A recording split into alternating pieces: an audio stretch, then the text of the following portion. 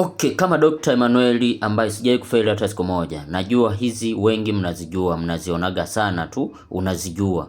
Unaziona? Sisi kikwetu waha, wale waha tunaziita inhengaruzi. Hizi popote utakapoiona, huwezi kuiona imezama chini. Ipo juu juu kama unavyoziona, na haiui moja wala mbili.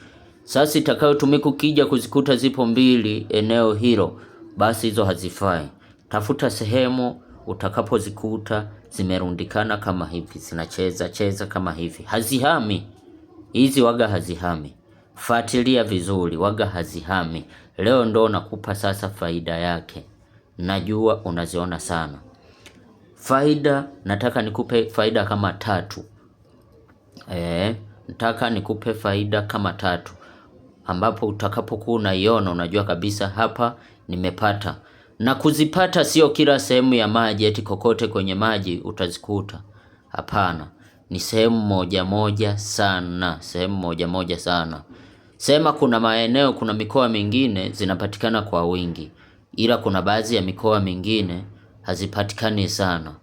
Na mara nyingi utazikuta kwenye mito. Wale ambao wanalimaga mpunga wanaelewa.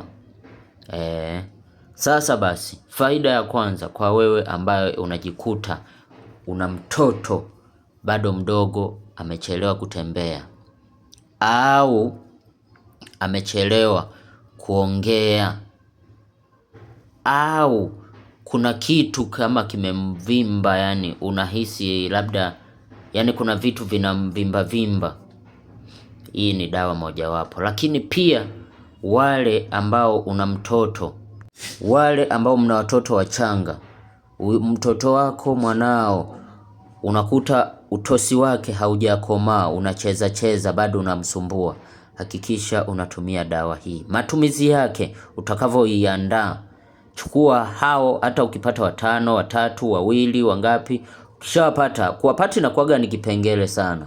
Ukishawapata, nielewe jamani, ukishawapata waunguze. Ukishawaunguza, una uwezo wa kumlambisha, una uwezo wa kumpaka pale kwenye utosi, utakuja kunipa mrejesho. Lakini pia kwa mtoto ambaye hatembei, una uwezo wa kumlambisha vile vile au kamchanjia chini ya magoti, kwa chini huku kwa nyuma, unachanja chale moja moja. Sijui umenielewa? Lakini pia ni dawa nzuri sana kwa wewe ambaye ni mpambanaji, mkimbiaji. Wewe ambaye unapambana, unafanyaga labda mazoezi ya kukimbia. Unataka uwe na bahati ile ya kukimbia kuwa wa kwanza. Hakikisha hii kitu uwe nayo, lakini pia jichanjie kama mtoto anayewahi kutembea.